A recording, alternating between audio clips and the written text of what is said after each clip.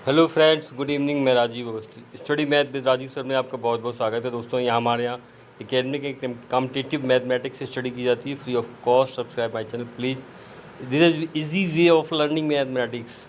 यहाँ पर आपको बहुत ही आसान तरीके से, बहुत सरल सरल लैंग्वेज में आपको बहुत अच्छी मैथ समझाई जाएगी। आपको बेसिक भी यहाँ पे बहुत स्ट्रॉन्ग किया जाएगा और आपको कॉम्पिटिटिव मैथ के लिए बिल्कुल तैयार करने की कोशिश की जाएगी। चलिए, आप वीडियो देखते रहिएगा दोस्तों, और चैनल को लाइक और सब्सक्राइब करना मत भूलिएगा। और जो भी आपको अगर कुछ भी पूछना है तो आप कमेंट में लिख करके दे सकते हैं। मैं आपके प्रश्नों का जवाब देने की पूरी कोशिश करूँगा। देखते रहिएगा। हमारा टॉपिक जो पिछला वीडियो था, हमारा गुणनखंड से टॉपिक था। अब उसी गुणनखंड को यानी फैक्टराइजेशन को हम तो दोबारा से आज रिपीट करते हैं। कुछ क्वेश्चन उसमें रह गए थे, उनको भी मैं आपको बताता एक्सप्लेन करता चलूँगा। सबसे पहले क्या है, गुणनखंड। गुणन और गुणनखंड दो प्रोसेस होती है। देखिए, आपको क्या करना है यहाँ पर, हमें यहाँ पर दो प्रोसेस फॉलो करनी है। पहली प्रोसेस हमारी क्या है, गुणन, और दूसरी प्रोसेस क्या है, गुणनखंड। ये दोनों रिवर्स प्रोसेस होती हैं आपकी। और ये जो हम आज एक्सरसाइज कराने जा रहे हैं, ये आपने अंकगणित में भी पढ़ा होगा। और हम जो एक्सरसाइज आज की जो हमारा टॉपिक फोकस है वो बीजगणित पर फोकस है। अलजेब्रा विधि, यहाँ पर संख्याओं का प्रयोग नहीं बल्कि अक्षरों का प्रयोग किया जाता है। और इन राशियों को दो भागों में ऑलरेडी बांट दिया जाता है। कौन सी, चर और अचर। इनके बारे में आपको पता होगा, चर क्या है, अचर क्या है। चर का मतलब होता है निश्चित और अचर का मतलब होता है बदलना। आप एक तरीके से, दूसरे तरीके से यहाँ पर समझाया जाता है कि चर को हम अक्षर कहते हैं और अचर को हम यहाँ पर संख्या कहते हैं। अब हमने कहा कि चर निश्चित है और अचर अनिश्चित है। यह देखिए, चर निश्चित है। जैसे कि आपके पास एक बॉक्स है और बॉक्स में कोई चीज़, मान लीजिए पेंसिल्स रखी हुई हैं, और वो बॉक्स आप यहाँ से वहाँ टर्मिनेट करते रहते हैं, तो उसमें क्या है, मान फिक्स है। उस मान को, जैसे हमारे पास दो पेंसिलें हैं और हमने दो पेंसिलें और ले ली, तो हमारे पास कितनी पेंसिल हो गई, टू पेंसिल या टू पेन, और प्लस टू पेन। अब आपके पास कितने पेन हो गए, फोर पेन। दरअसल जो हमारा बीजगणित का कॉन्सेप्ट है वो इसी पर काम करता है। अगर आपके पास टू पेन और टू पेंसिल हैं, टू पेन और टू बुक, ये मैंने लिख दिया यहाँ पर। अगर आपसे कोई भी कितनी बार कहीं भी पूछता है तो आप यही जवाब देंगे, two pen plus two book. ना तो आप चार पेन कह सकते हैं और ना ही आप चार बुक यहाँ पर कह सकते हैं। तो आपका जो बीजगणित का पूरा कॉन्सेप्ट है, अधिकतर लोग इसी चीज़ को समझने में थोड़ा सा डिफीट खा जाते हैं और कहते हैं, मतलब कि उनको समझ में नहीं आता कि x प्लस वाई का answer x plus why he होगा बिकॉज ऑफ। इसका हमने आपको एक्सप्लेनेशन करके दे दिया कि एक को हमने, ये अलग आर्टिकल है, ये अलग थिंग्स हैं ये अलग क्वांटिटी है और पाई भी एक अलग क्वांटिटी है। आप इसको जोड़ना चाहेंगे तो आप जोड़ सकते हैं, लेकिन आप कैसे सम्मिलित रख सकते हैं इसको। जोड़ने का मतलब यहाँ पर ये नहीं होता है कि एक्स वाई लिख दें आप, एक्स वाई नहीं होगा। समझ रहे हैं ना इस चीज़ को। तो वही चीज़ है, सबसे बड़ा फैक्ट होता है ये बीजगणित का। जैसे आपने लिखा कि sir x plus x 2x हो गया। अभी मैंने बताया था कि दो पेंसिल प्लस दो पेंसिल, तो आप रिजल्ट बता सकते हैं हमारे पास चार पेंसिल हैं। लेकिन आपके पास दो पेन और दो बुक आपने बताई, तो आपको दो पेन और दो बुक ही लिखना पड़ेगा। दरअसल यही इसका बेस होता है अलजेब्रा का। अब हम जो पढ़ना चाह रहे हैं, फैक्टर, मल्टीपल एंड फैक्टराइजेशन। देखिए, मल्टीपल तो लगभग सभी जानते हैं, बहुत सिंपल होता है। एक्स इंटू एक्स का अगर आपको मल्टीपल करना है तो ये आपका हो गया एक्स स्क्वायर। इसको आप गुणन भी बोल सकते हैं, तो इसमें आपको कोई दिक्कत नहीं है। एक्स इंटू वाई का मल्टीपल करना है तो दोनों को साथ साथ लिख दीजिए। यहाँ पर क्या है, आपका इंटू साइलेंट हो जाता है, ये क्रॉस का जो निशान बना हुआ है वो यहाँ पर छुपा दिया जाता है, सिंपली हो गया। लेकिन इसका जो फैक्टर करना गुणनखंड है वो ना तो अंकगणित में ही आसान है और ना ही बीजगणित में आसान है। अब जैसे आपको 10 का फैक्टर लिखना है, तो आप 10 के फैक्टर लिखेंगे, 2 इंटू 5, ये प्राइम फैक्टर लिखना है। क्या करना पड़ेगा, 10 का आपने 2 से भाग दिया, अभाज्य संख्या पे 5 से भाग दिया, फिर आपने इसको 2 गुणा 5 करके रखा। इस तरह से यहाँ पर भी एक नियम रूल्स होते हैं, उन रूल्स के अकॉर्डिंग चल करके हम x square plus 5x plus 6 या 7, इसके हमें फैक्टर करने हैं। तो हमारे पास यहाँ पर भाग विधि थी और यहाँ पर अन्य विधियाँ होंगी। उन्हीं विधियों की हम यहाँ पर मोस्टली आपके सामने चर्चा करने जा रहे हैं। चलिए, आपको मैं समझता हूँ अच्छे से, कल भी मैंने समझाया था, थोड़ी कुछ कमी रह गई होगी। अब इस वीडियो को देखने के बाद आप फैक्टर का मतलब अच्छी तरह से समझ जाएंगे। व्हाट इज़ गुणन और व्हाट इज़ गुणनखंड, factor and multiple and factorization. तो गुणन आसान है और गुणनखंड थोड़ा सा कठिन है, और इसी को समझने के लिए आपको कुछ दिया गया था, एक पॉइंट समझाया गया था। वो पॉइंट मैं दोबारा आपके सामने क्लियर कर दूं। जैसे लिखा हुआ है a + b = 5 और a × b = 6, ये आपको क्लियर करना है। अब साधारण भाषा में आ जाते हैं, वो दो संख्याएं ढूंढिए a और b जिनका जोड़ कितना आए 5 और इनका गुणन आए 6। इस तरह के पॉइंट होते हैं। और ये भी पॉइंट क्यों आते हैं, अब इसका भी मैंने आपको कल एक्सप्लेनेशन दिया था, फिर से मैं आपको दोबारा बता दूं। जैसे हमने कोई मल्टीपल किया x + a, x + b, आप इसका जब मल्टीपल करते हैं तो आपने एक बायनोमियल है, दूसरा भी बायनोमियल है, इसको आप बायनोमियल इंटू मल्टीप्लाई बायनोमियल, यानी दो बायनोमियल्स का, दो द्विपद व्यंजकों का आपस में गुणन करना है। तो एक द्विपद व्यंजन का विखंडन कर देते हैं, इसका और इसका। तो हमने इसके पहले पद का विखंडन कर दिया, पहले पद का मल्टीप्लाई होगा दूसरे व्यंजक से, इसको x + b कर दीजिए आप। फिर आपका दूसरा पद है +a। यहाँ पर एक चीज़ और मैं बताना ज़रूरी समझता हूँ, विद चिन्ह के साथ आप दूसरा पद लिखेंगे, सेकंड टर्म +a, और मल्टीप्लाई किसके साथ होगा, x + b के साथ।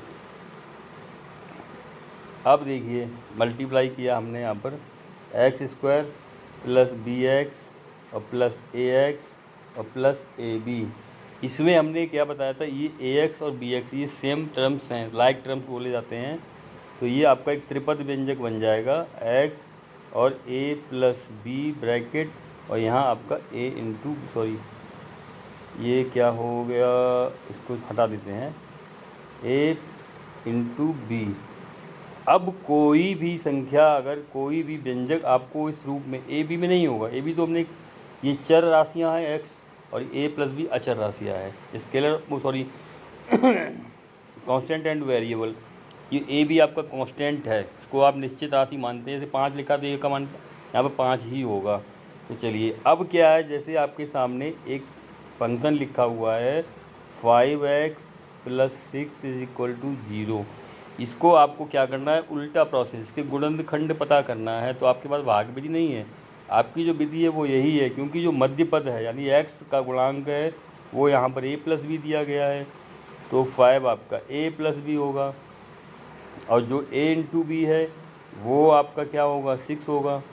अब हमें क्या करना है, इन 6 और 5 को स्प्लिट करना है, विखंडित करना है, खंड बनाने हैं, जिससे कि हमारा गुणन पूरा हो जाए, तो गुणनखंड। अब साधारण शब्दों में आप समझ लीजिए कि ऐसी दो संख्याएं पता करिए जिनका योगफल 5 हो और गुणनफल 6 हो, और वो हम निकाल सकते हैं। जब हमें वो निकालना आ जाएगा ना, तो हमारा फैक्टर भी हो जाएगा। ये आपका हो गया 3 + 2 = 5, और सेकंड कंडीशन 3 × 2 = 6। ये रहा आपका। हाँ, तो दोस्तों बहुत सिंपल है, आपको कोई दिक्कत भी नहीं आएगी समझने में। चलिए, अब हम इसकी एक्सरसाइज से आपको लिए चलते हैं। भैया इसकी एक्सरसाइज देख लीजिए आप लोग। हमारे पास एक स्लाइड है, स्लाइड में कुछ क्वेश्चन है, और उन क्वेश्चन को थोड़ा सा छोटा कर लेते हैं हम लोग, ज़्यादा है यहाँ पर कुछ क्वेश्चन आप ले लीजिए। पहला क्वेश्चन आपके सामने लिखा हुआ, सेम मैंने मुझे बताया वही क्वेश्चन था। चलिए, एग्जाम्पल भी हो जाएगा और आपको प्रैक्टिस भी हो जाएगी। जैसे आपका फर्स्ट क्वेश्चन है x² + 5x + 6। तो यहाँ पर आपका फोकस क्या होगा, x का जो मल्टीप्लाई वो, और लास्ट कांस्टेंट टर्म है। तो क्या बताया था हमने, a + b जो मध्य पद है वो a+ होना चाहिए, और जो अंतिम पद है वो गुणन होना चाहिए। कितना होना चाहिए, ये 5 और ये आपका 6। तो आपका a का मान हमने यहाँ पर निकाल लिया 2, और b का मान आपका हो गया 3। a का 3 कर दो, b का 2 कर दो, तो भी इससे कोई अंतर नहीं आता। लेकिन हमारी कंडीशनल ये जो प्रॉब्लम आएगी, ये नेगेटिव में आती है, मान आपका -+ में होता है, वहाँ पर इस चीज़ की थोड़ी सी दिक्कत आती है, वो मैं आपको क्लियर कर दूँगा।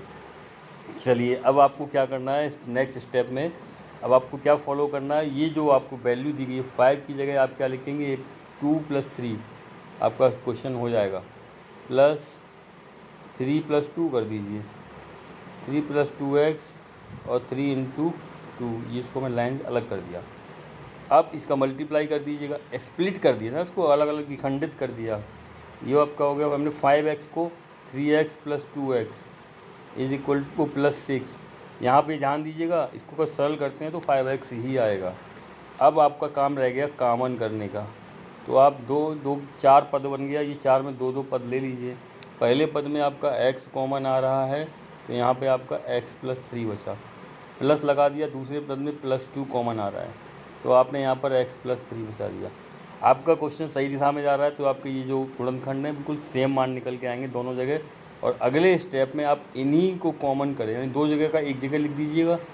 फर्स्ट टर्म में जैसे आपने मल्टीप्लाई किया था स्प्लिट करके, अब मल्टीप्लाई हटा के स्प्लिट वाले को इकट्ठा करना है। ये आपका +2 आ गया। चिन्ह भी आपको ध्यान देना है। तो ये रहा आपका पहला गुणनखंड। एग्जाम्पल भी हो गया आपका क्या, x² + 5x + 6 का फैक्टर आपका निकल के आ गया। अगला क्वेश्चन क्या है, q² + 6q + 8, यहीं पे किए देता हूँ मैं आपके सामने, आपको आसानी से समझ में आ जाएगा। x की जगह q² यूज़ किया गया है, q² + 6q और +8। जो 2 पॉइंट है वो आप यहाँ पर समझिएगा। पॉइंट आपके सामने क्या दिया गया है, पॉइंट है मल्टीप्लाई करके आपका आना चाहिए a × b 8, अरे यहाँ नहीं लिखना है, चलिए a × b 8 और a + b 6। सिंपल है, ये तो आसान से निकाल सकते हैं। बड़ी बड़ी संख्याओं में थोड़ा दिक्कत आती है, वहाँ पर उनके फैक्टर करके कंडीशन सेटिस्फाई करके देख लेते हैं। तो क्या होगा, 8 की जगह आपका आ जाएगा 4 × 2, लिख दे रहा हूँ यहाँ पर 4 × 2 8, और 6 की जगह पे आ जाएगा 4 + 3 लिख दिया, बिल्कुल हटा दीजिए इसको, 4 + 2। अब आपको करना क्या है, यही मान लिखने हैं 8 q² 6q की जगह आप इसको डायरेक्ट कर सकते हैं, 6q है ना, तो ये आपका 4q + 2q 6q हो गया, और ये आपका हो जाएगा 4 × 2। फैक्टर कर लीजिए, तो 2 टर्म आपने ले लिए। पहले 2 टर्मों में आपका q कॉमन आ रहा है, आपका हो गया q + 4। दूसरे में आपका 2 कॉमन आ रहा है, यहाँ भी q + 4। रिजल्ट आपने वेरीफाई कर लिया, आपके मान दोनों सेम निकल के आ रहे हैं। तो अब आपको क्या करना है, इस सेम वाले का ही कॉमन करके लिखना है। q + 4 कॉमन कर लिया, q और ये प्लस और 2, ये रहा आपका सेकंड क्वेश्चन का फैक्टराइजेशन, q + 4 q + 2। अच्छा, हमने बताया था अगर स्टार्टिंग में भी नंबर है और एंड में भी नंबर है, तो उसके लिए हमने कल वाली वीडियो में आपको समझा दिया था। फिर से अभी क्वेश्चन आएगा तो वो भी मैं आपके सामने एक्सप्लेन कर दूंगा। नेक्स्ट क्वेश्चन है m² + 11m + 24, m² + 11m + 24। यहाँ पर क्या करेंगे आप, पहले ही इसको हम अपने माइंड में कंसिडर कर लें। मल्टीप्लाई 24 और प्लस आपका 11 आना चाहिए। याद करिएगा क्या होगा, m² + 11m + 24, m² + 11m cancel + 24। ये जो लास्ट है मल्टीपल प्रोडक्ट है, ये आपका एडिशनल प्रोडक्ट है, तो गुणा करके कितना आना चाहिए 24। ये तो भूलने वाली बात नहीं है। 8 का गुणा किया 3 में तो आपका आ गया 24, और 8 को आपने 3 में जोड़ दिया, आपका आ गया 11। आधा क्वेश्चन आपका हो ही गया, अब आपको कोई प्रॉब्लम ही नहीं होगी। सेम प्रॉब्लम m² + 11 की जगह आप लिखेंगे 8m। आप सोचेंगे मैंने कोष्टक नहीं लिखा, आपको कोष्टक में मैं किसी भी चीज़ में बाइंडिंग नहीं करना चाहता हूँ, आपको बांधना नहीं, आपको रियल फैक्टर मैंने बता दिया। इसका मतलब होता है अब 8m और 3m, 8m और 3m को आप प्लस करेंगे, आपका 11m आ जाएगा। आप कहेंगे सर आपका यहाँ से हट जाएगा फोकस, अब आपका उसमें चला जाएगा कि हमें 11 को 8 + 3 करके लिखना है, वो भी लिख दीजिए। इसको स्प्लिट करना होता है, विखंडित करना होता है, खंड करना होता है। इसके खंड कर दीजिए और खंड गुणन के रूप में बता दीजिए, बस आपका गुणनखंड हो गया। चलिए हमने इसका खंड कर दिया, इसमें m कॉमन आ गया।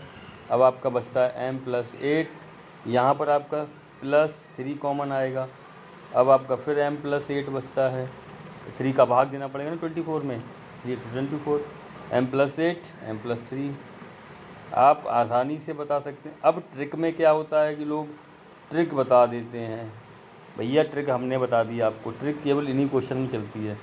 जैसे आपका 8×3 8+3, तो ये प्लस वाले क्वेश्चन है ना, तो आपका एक फैक्टर x+8 एक x+3 आएगा, डायरेक्ट आप इसको बता सकते हैं। ठीक है भाई साहब, समझ रहे हैं आप हमारी बात को। अब यही मैं आपको बता दूं कि ट्रिक है, तो आप देख लीजिए कौन सी ट्रिक है। चलिए आपको मैं दिखा देता हूँ आपकी अगली ट्रिक, y² + 9y - 36। बहुत जल्दी आपका आंसर आ जाएगा, सिंपली +9y + 36 y²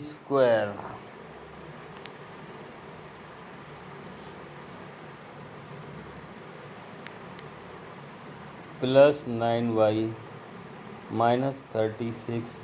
चलिए डायरेक्ट वाला आपको आंसर बता दूं, यहाँ से ही आप देख लीजिए 36 का आपका मल्टीप्लाई आना चाहिए 36, तो कितना हो जाएगा 6 6 या 36 और से आना चाहिए 9, 12 3 या 36, 12 × 3 आपका 36 आ गया।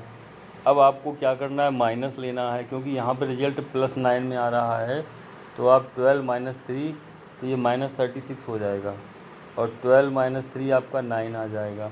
तो अब आपके यहाँ पे 2 नंबर मिल गए, और मैं आपको बता दूँ आपका एक फैक्टर तो यही आएगा, बहुत आसान हो गया, x - 3 और अगला फैक्टर आपका होगा x+12। अब ये आपका ट्रिक की क्वेश्चन हो गया। ये चीज़ें वहाँ के लिए में ज़रूरी होती हैं जहाँ पर आपको ऑब्जेक्टिव में आंसर देना होता है। आपको जो 4 आंसर दिए हैं, एक आंसर आपको ठीक करके बताना है, तो आप यहाँ बता सकते हैं कि हाँ ठीक है। लेकिन जब सॉल्यूशन करने की बात आती है, तो वहाँ पर इस चीज़ की जानकारी होनी ज़रूरी है, और ये प्रैक्टिस करते रहते ना, आपको आसानी समझ में आ जाएगा। चलिए ये वेरीफाई कर दूँगी, तो आपको ये समझ में आ गया इसका आंसर इतना आ रहा है। एक बार मैं इसको क्लियर भी कर देता हूँ कैलकुलेशन करके, तो उससे क्या है कि आप अपना माइंड में इस चीज़ को सेटअप कर लेंगे और थोड़ा सा अच्छा मजबूत हो जाएगा। तो आपको क्या करना था, y², मैंने बताया 9 की जगह आप क्या लिखेंगे 12y और -3y, क्लियर हो गया, -36, 12 × 3 लिख दो, first pair second pair, first pair में आपने y कॉमन कर लिया, तो आपका y + 12 आ गया। सेकंड कॉमन में -3 कॉमन हो गया सेकंड पेयर में, तो यहाँ माइनस भी जाएगा साथ में, बाहर सिंबल चेंज हो जाएंगे। ये तो बेसिक है, इस बेस माइनस प्लस वाला तो बीच का बहुत बड़ा बेस है। यहाँ ज़रा सा भी मिस्टेक आपका पूरा क्वेश्चन लेट हुएगी। -3 कॉमन किया, y + 12 आ गया। अब मैंने बताया था आपका जो सेम आ रहा है फैक्टर, तो आप बता दीजिए y + 12 और y - 3 हो गया आपका। यही मैंने आपको बताया था कि जो आपके नंबर हैं, एक 12 है एक 3 है, तो यहाँ पे y लिखा है, तो y + 12 y - 3 कर दो। अब देखिए आप आसानी से फटाफट निकालेंगे, ओरल क्वेश्चन निकालते चले जाएंगे, यहीं निकाल देंगे। चौथा 5वां लेके चलता हूँ मैं, क्या है a² + 3a - 10। अब मैं इसको सॉल्व नहीं कराऊंगा, आपको सिर्फ वैसे समझा दूंगा। चलिए क्या है इसमें, 5वां, यहाँ से देखता हूँ, 5th क्वेश्चन, 5th था ना आपका, ये रहा आपका 5th, a² + 3a - 10। दिमाग लगाइए, क्या a × b कितना आना चाहिए, -10, और a + b कितना आना चाहिए, +3। चलिए भैया a + b आपका 3 हो गया, a × b आपका 10 हो गया माइनस का। चलिए यहीं पे आप पहले इसको सेटिस्फाई कर लीजिए। ये तुमको पता है कि 5 × 2 या 10 होते हैं। अब माइनस कहाँ पे आना है, 5 पर या 2 पर, ये रिजल्ट पर डिपेंड करता है कि जो प्लस में आंसर आ रहा है, तो यानी कि संख्या प्लस वाली ज़्यादा होनी चाहिए, तो ये -2 हो जाएगा, और ये माइनस आपका 10 हो जाएगा। यहाँ पर क्लियर नहीं हो रहा है, माइनस लगा दिया ऊपर और यहाँ भी माइनस आ गया। आपका आंसर आएगा a+5 और दूसरा आपका आंसर आएगा a-2। बाकी अब आपके लिए हमने छोड़ दिया, अब आप इसको खुद देखना कैसे किया गया है। ट्रिक भी हो गई आपकी। अगला क्वेश्चन था इसका k² - 11k - 102 k² - 11k - 102। अब आ जाइए, मल्टीप्लाई कितना है इसका a × b -102 और a + b कितना है -11। चलिए भाई साहब 102 के फैक्टर करिए आप। 102 51 दूनी 102, ये हो गया 17 6 जा, ये तो होता है 70 सिक्का 102। फिर से मल्टीप्लाई करके देख लो, 6 7 जा 42, 6 1 जा 6 और 4 10। क्लियर हो गया 102। कंडीशनल, ये भी -11 आ रहा है तो बड़ी संख्या माइनस होनी चाहिए। चलिए, और ये जो आपका जो मल्टीप्लाई है ना, ये भी आपका 102 माइनस आ जाएगा, यानी कि आपका एक मान तो आएगा -17, इसको हटा दीजिए -17, और दूसरा मान होगा वो आपका प्लस में होगा 6, और यही आपके फैक्टर हो जाएंगे। क्या जैसे आपका k लिखा हुआ है तो k - 17 और दूसरा आपका हो जाएगा k + 6।